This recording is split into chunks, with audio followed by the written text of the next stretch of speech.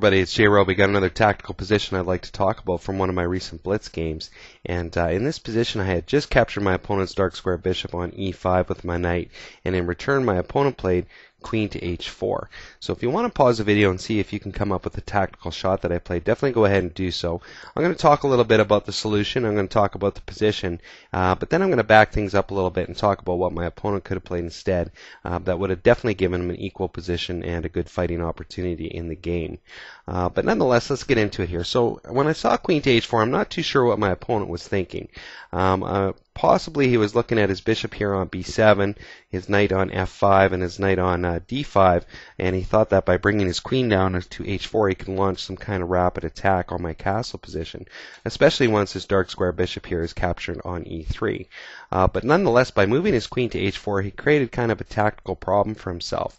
It seemed to me like it was just an overly aggressive move in the position, especially because I have a beautiful bishop pair here on e3 and e2. Also, my queen here on d2 is supporting the dark square bishop, and now I have firm control over the dark squares and the light square diagonals in the area. So this queen is a little bit isolated, doesn't have a lot of support, but more importantly, it doesn't have a lot of escape squares if I were to attack it.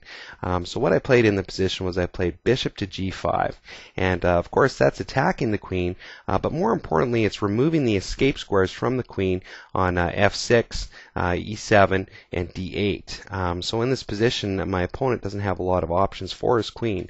For example, h6 is taken away, h5 is taken away, the queen can't go to these squares of course because of the pawns, and then of course here it can't go to g4 because the light square bishop is bearing down along that diagonal.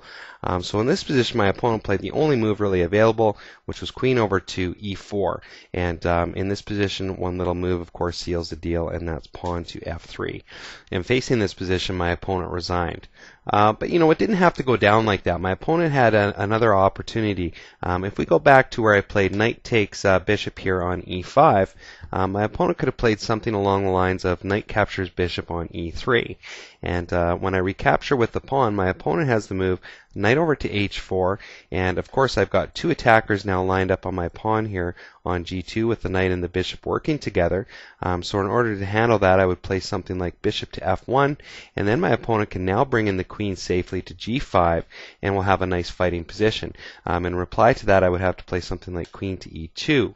But nonetheless my opponent has a very workable position. In fact, equality has been reached, and it's, you know, very slightly favoring black in this position.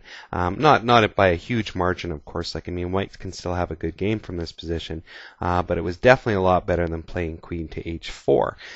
So I thought that that was interesting to take a look at. So if you saw the move to punish the opponent after queen to h4 by playing bishop to g5 to trap that queen, that's great.